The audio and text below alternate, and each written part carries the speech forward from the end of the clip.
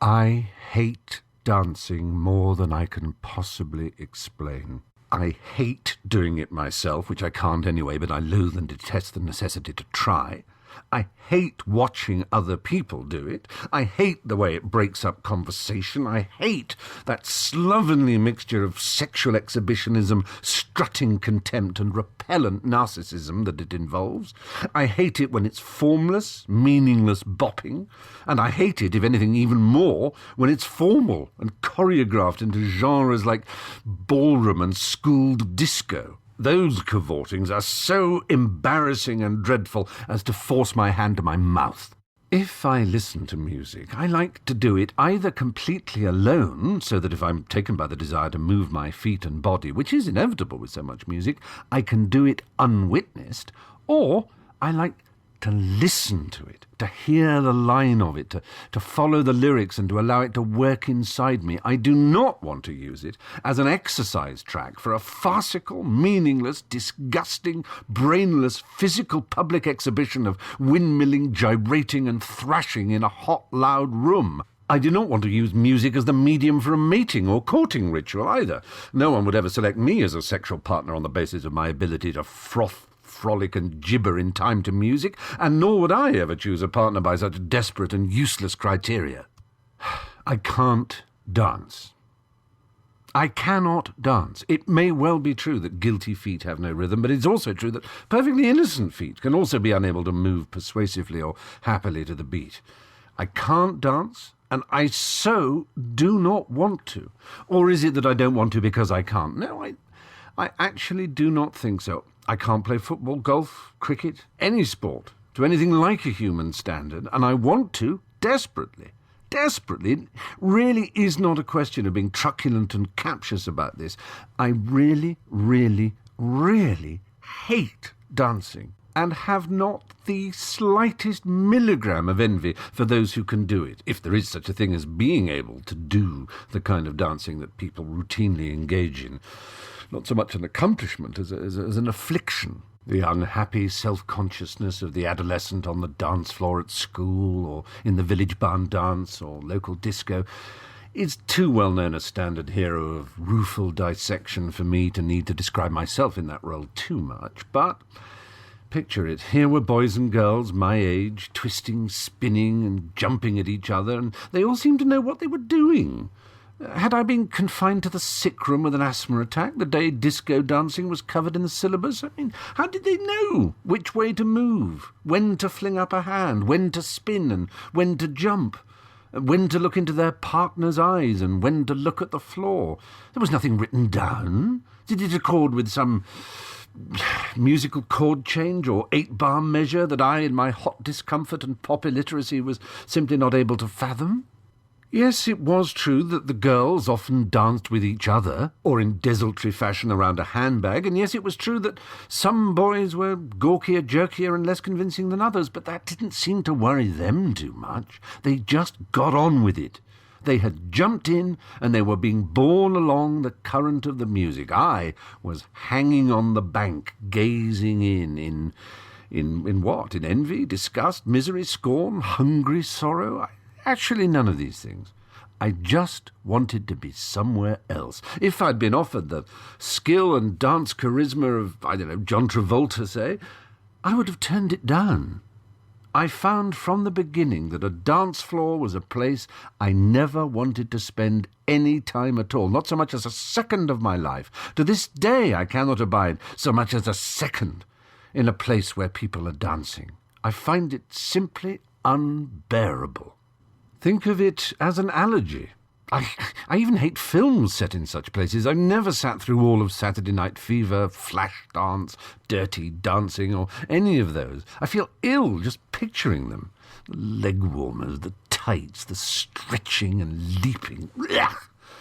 And how people love to try and drag me to the floor, just as I'm tired of people saying to me, I'd really like to see you drunk one day, Stephen. I'm tired of them saying, I'd love to see you dancing your head off. Oh, God! There's a celebrated moment you may remember in Pride and Prejudice where Darcy squashes the blandly pompous Sir William Lucas, who has said something like, There is nothing like dancing. I consider it one of the first refinements of polished societies. To which Darcy replies, yes, and it has the advantage of being in vogue amongst the less polished societies. After all, every savage can dance. We overlook, obviously, the less than respectful language, but actually that savage element of dancing, the primal nature of it, has returned to our culture and is now the basic form enjoyed by most people in our polished society. At a pinch, I would, I suppose, welcome that over the continued existence of endless long ballroom routines in which you have to be taught the steps of the quadrille, the cotillion, the gavotte, the waltz, and so on. I suppose the descendant of that ghastly form of entertainment is the vile terror known as line dancing, a proceeding so fatuous and horrible as to defy language. I've twice been caught with nowhere to run in one of those events. It was like being on the gymnastics mat at school or in the infant music and movement room. The sweaty ghastliness of it all, and the silly hats and embarrassing clapping in time to the music, and the cocking of the heel, and the, oh, let's pretend we're American. Oh, God! I've given myself hives just thinking about it.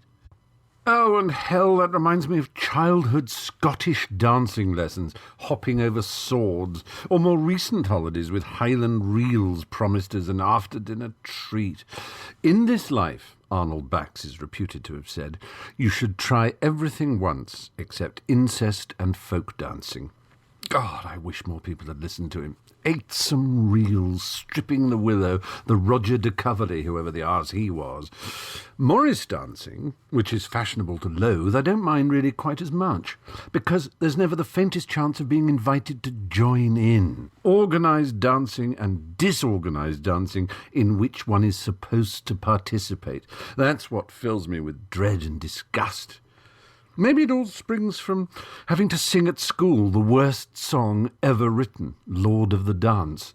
Dance then wherever you may be, for I am the Lord of the Dance, said he, and I'll dance with you if you dance with me, because I am the Lord of the Dance, said he, and so bloody on. If ever a song were guaranteed to create a generation of atheists and non-dancers, it is that one. I danced for the sun and I danced for the moon, I danced at night and I danced at noon. I mean, come on, seriously, shut up, shut so up, and go so dreadfully and entirely away.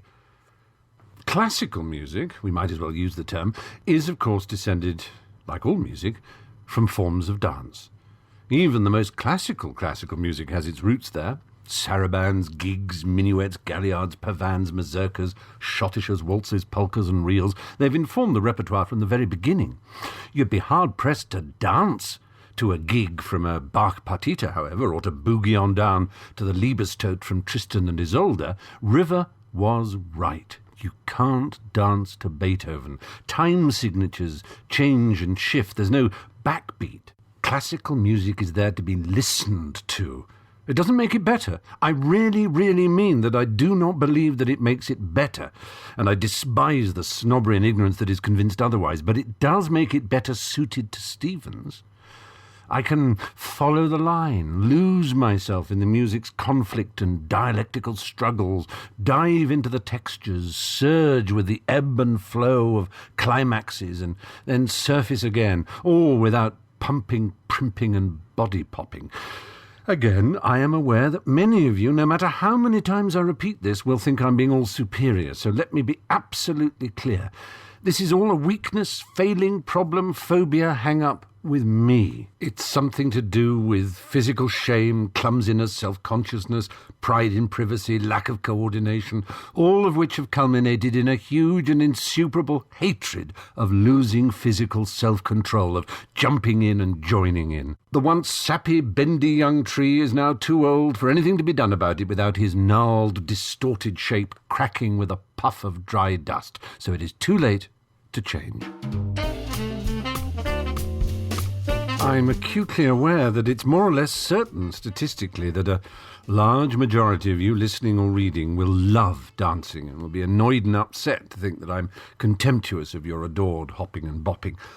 But I'm not contemptuous. I think less of no one for loving to dance. I am fully aware that from the most polished society to the most savage, It is what humans do more than writing, ball games, praying, knitting, riding, singing even.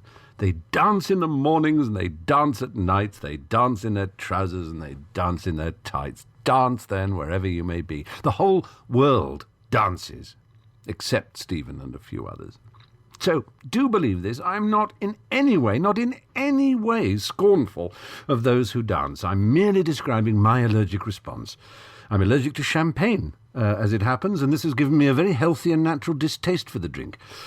I could describe the loathing and fear I have for it, but it would in no way implicate champagne drinkers otherwise. So let it be with Terpsichore and her art.